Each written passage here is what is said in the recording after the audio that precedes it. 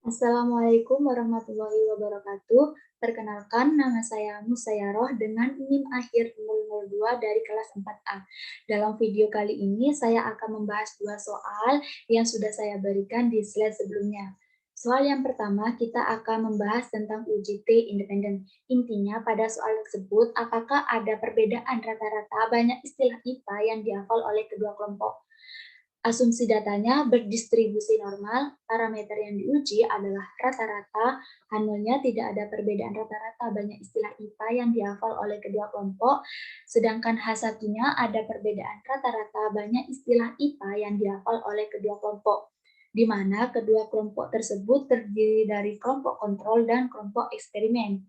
Taraf kepercayaannya yaitu 95%, artinya alfanya 0,05. Menggunakan uji T independen. Sebelum kita melakukan uji T independen, kita pastikan dulu apakah data dari sampelnya homogen atau tidak homogen dengan melakukan uji homogenitas. Adapun kriteria dalam uji homogenitas yaitu jika F lebih kecil dari F tabel, maka H0 diterima. Sebaliknya, jika uji F lebih besar dari F tabel, maka H0 ditolak, artinya H1 yang diterima. Kita juga dapat mengujinya dengan p-value. Jika p-value lebih besar dari alfa, maka terima H0. Namun sebaliknya, jika p-value lebih kecil dari alfa, maka tolak H0, terima H1. Adapun prinsip dari uji F yaitu varian terbesar dibagi varian terkecil. Sedangkan kita bandingkan dengan sistem Excel, variabel 1 itu merupakan pendulang, variabel 2 merupakan penyebut. Maka dari itu, kita pastikan dulu dari dua sampel ini mana yang memiliki variasi yang terbesar. Sehingga nanti variasi yang terbesar kita jadikan variabel 1. Kita dapat mencarinya dengan cara variansi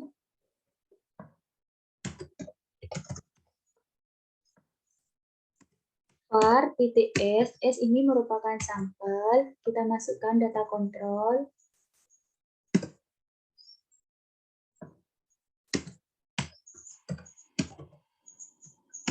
lakukan pada data eksperimen dengan rumus yang sama.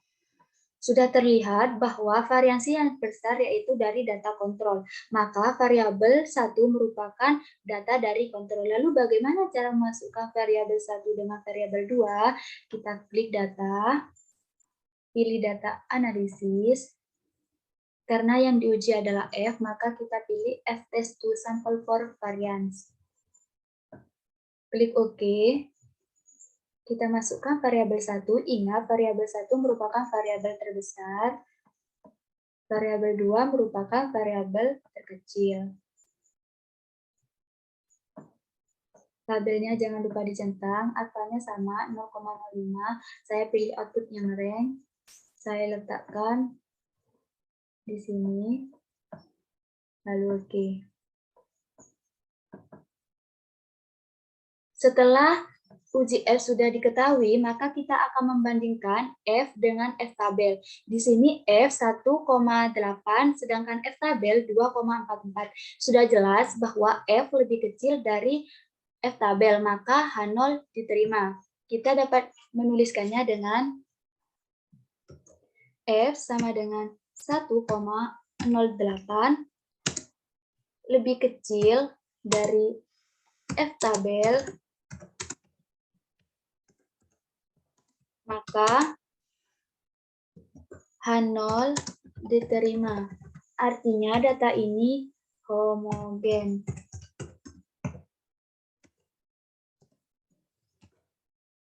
Kita juga dapat mengujinya dengan p-value dibandingkan alfa. Sedangkan di sini p-value-nya 0,43 dibandingkan dengan alfa 0,05, artinya p-value ini lebih besar.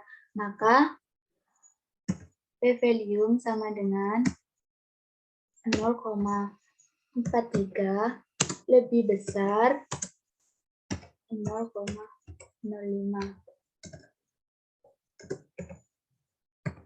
Maka H0 diterima, data ini homogen.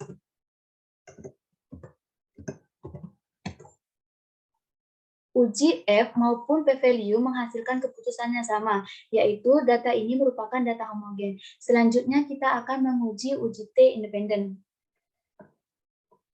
Kita klik data, pilih data analisis. Kita pilih t-test to sample swimming equal variance karena data ini homogen. Kita masukkan variabel satunya.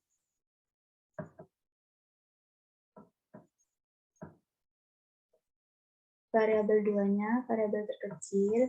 Labelnya jangan lupa dicentang. Outputnya saya yang pilih rank. Saya letakkan di sini.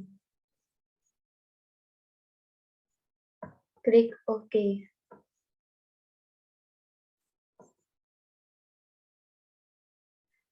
Setelah kita ketahui, kita akan bandingkan T-hitung. T-stat ini dapat dibilang T-hitung dengan T-tabel. Apakah T-hitung ini berada di antara T-tabel? Kita lihat. Apakah min 2 berada di antara min 2 dan 2? Jelas tidak. Min 2 tidak berada di antara min 2. Jadi kondisi yang kedua yang terpenuhi, yaitu T-hitung sama dengan min 2,16 lebih kecil dari min T tabel, maka H0 ditolak dan H1 diterima. Kita juga bisa membandingkannya dengan p-value dengan alfa, di mana di sini p-value-nya 0,03 dibandingkan dengan alfanya 0,05. P-value ini jelas lebih kecil dari alfa, maka P sama dengan 0,03 lebih kecil dari alfa 0,05, maka H0 ditolak dan H1 diterima. Dari hasil uji T maupun uji p-value menghasilkan yang sama, maka kesimpulannya H1 diterima. Artinya, apabila H1 diterima, ada perbedaan rata-rata banyak istilah IPA yang dihafal oleh kedua kelompok. Kita tuliskan terlebih dahulu.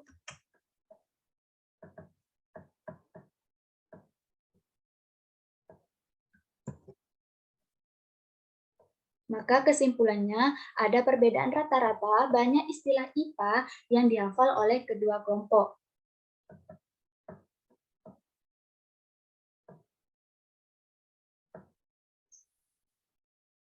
Selanjutnya, kita membahas soal yang nomor 2. Di sini tentang uji T berpasangan. Asumsi data berdistribusi normal, parameter yang diuji adalah rata-rata, H0-nya tidak ada perbedaan rata-rata kemampuan pedagogik guru sebelum dan sesudah pelatihan. Sedangkan H1-nya ada perbedaan rata-rata kemampuan pedagogik guru sebelum dan sesudah pelatihan. Taraf signifikansinya 5%, artinya alfanya 0,05, menggunakan uji T berpasangan. Lalu bagaimana caranya? Yaitu klik data, pilih data analisis,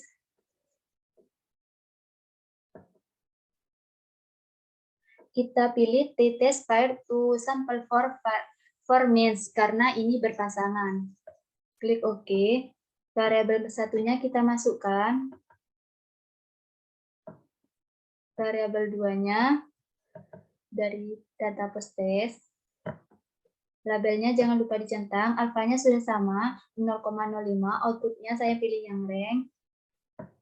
Saya letakkan di sini. Klik OK.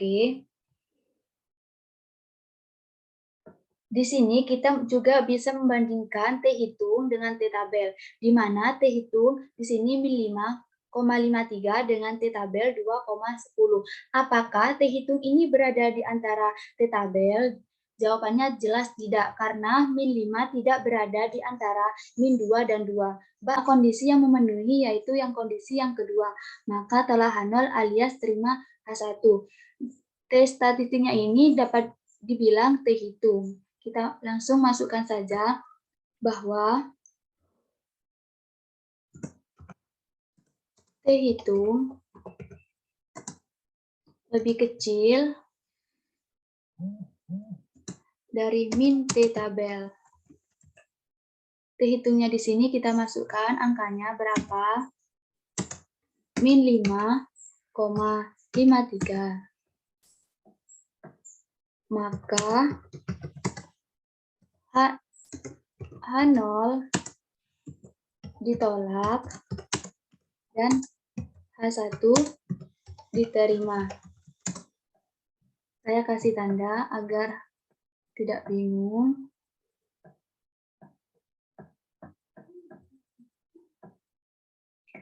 Selain T hitung dan T tabel yang dibandingkan, kita juga dapat membandingkan p-value dengan alfa. Di sini p-value-nya itu 0,0003 dibandingkan dengan 0,05. Artinya p-value ini lebih kecil dari 0,05. Kita dapat dituliskan P sama dengan 0,0003 lebih kecil dari 0,05. Maka H0 ditolak dan H1 diterima. Hasil dari T hitung maupun p-value itu menghasilkan keputusan yang sama, artinya H1 yang diterima. Maka kesimpulan yang dapat kita ambil yaitu ada perbedaan rata-rata kemampuan pedagogi guru sebelum dan sesudah pelatihan. Saya tuliskan dahulu kesimpulannya.